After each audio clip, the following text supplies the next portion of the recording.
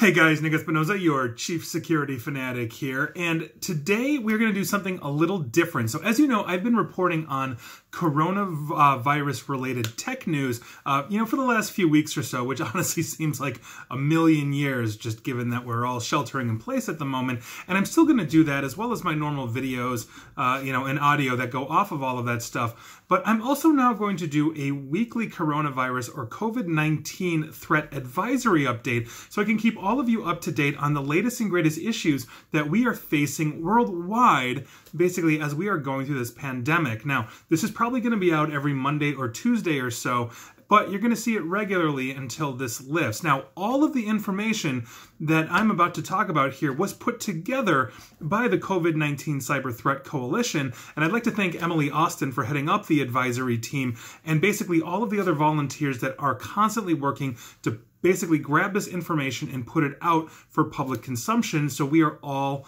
basically alerted. We have our heads up. So thank you very much, and let's dive right in. And with that, we're going to start with COVID-19 and coronavirus themed domain trends, meaning these are the websites that many of you may be visiting, or if you're getting, let's say, a malicious email, you might see it come from one of these domains. Now, this was put together by John Conwell of Domain Tools. Domain Tools is obviously one of the sponsors of the COVID-19 Cyber Threat Coalition.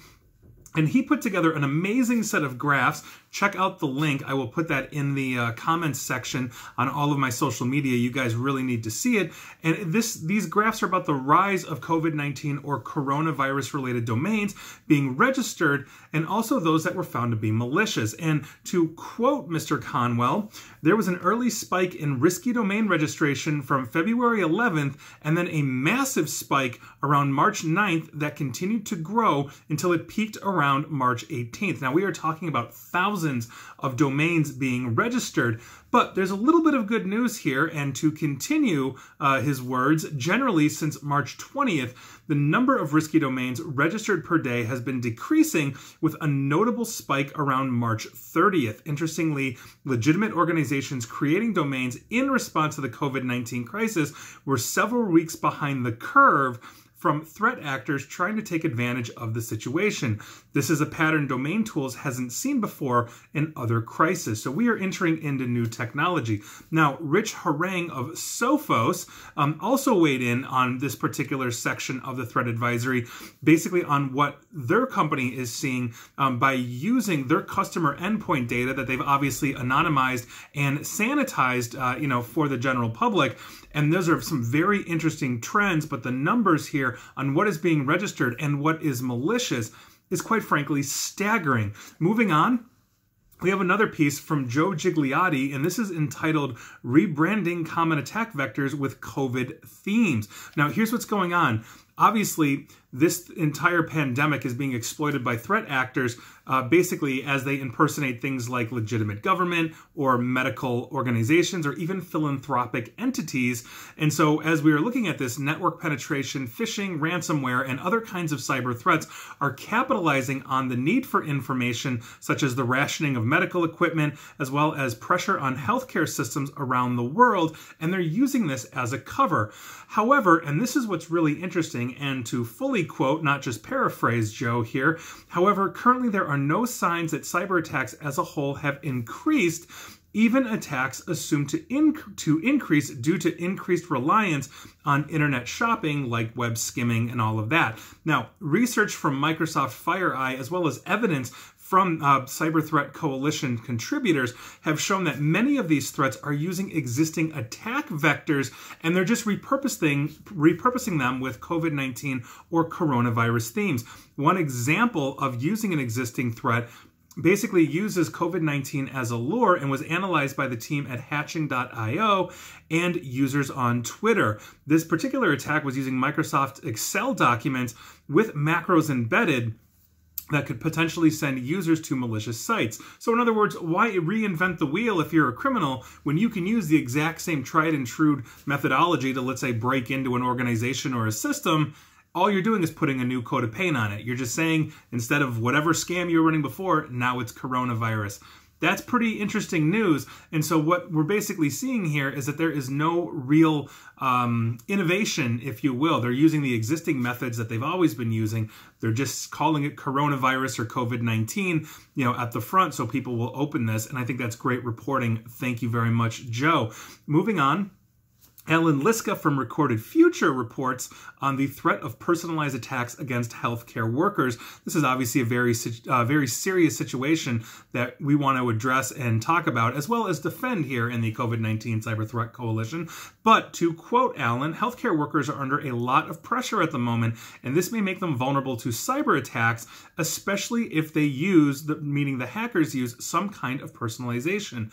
So it is obviously very concerning then when a security researcher, or rather security researchers called Under the Breach, found 1.4 million records of healthcare providers being sold on an underground market, meaning in the dark web. Now, this data appears to have been likely publicly available and scraped for that purpose, but having it stored in a single database is definitely going to make it easier for criminals and attackers to basically create and sculpt more targeted attacks against healthcare workers. And to quote Alan, in this particular case, however, there is reason to doubt that the black market seller claim that the data contains email addresses. So we're going to see where that goes, but obviously if they're selling information, that's a very serious issue. And obviously healthcare organizations have been targeted by a wide range of attackers in the recent years and all of that.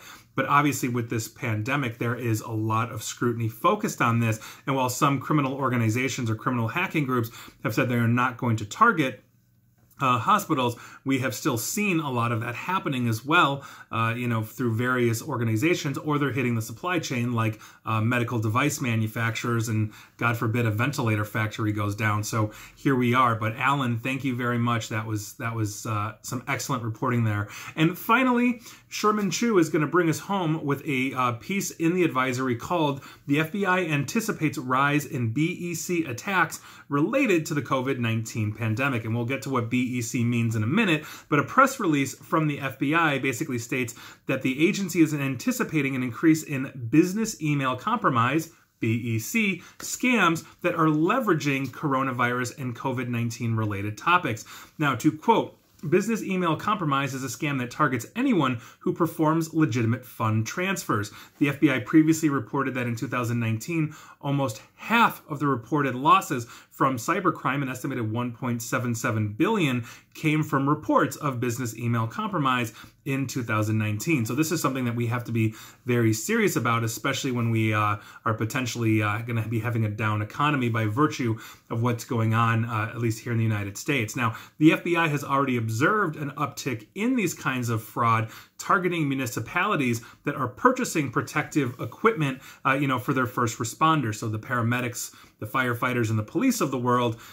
Basically, we are now seeing the targeting of municipalities, according to the FBI.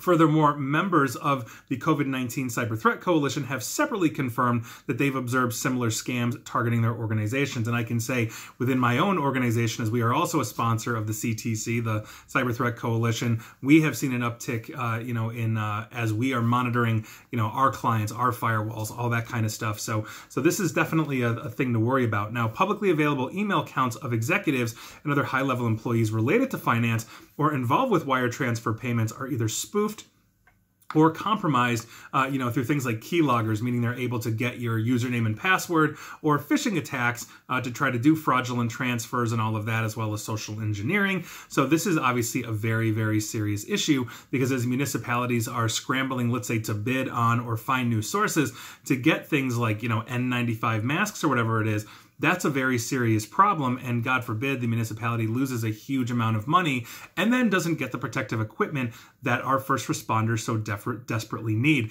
This dovetails very well because obviously these paramedics, these firefighters, these police are going to be the ones interacting with hospitals as they are taking, patients in emergency, for this whole thing. That's a very serious issue. And so finally, to quote Sherman once again, the FBI press release has laid out a series of indicators related to these schemes to look out for, as well as best practices for organizations to help defend against this. And so this is your advisory, your cyber threat advisory from the COVID-19 Cyber Threat Coalition for this week. And so please, heads up, we are seeing scams left and right. We are seeing a ton of malicious domains out there. So please make sure you are double checking where you're going and just keeping a keen eye and just, quite frankly, have a little bit of skepticism. So again, thank you to everybody that I mentioned here. I know this is hard work to put out on a weekly basis, but you guys are doing an awesome job. And this is our second week of doing this, my first week of doing this full advisory. And I will see you next week for the next weekly advisory here, but consider yourself a little more informed. And please like, share, follow me here on Facebook and Twitter at NickAESP, and please feel free to subscribe to me at YouTube as well. And also, please go and look at the Cyber Threat Coalition at cyberthreatcoalition.org. And as always, stay safe and stay online. Thanks, guys.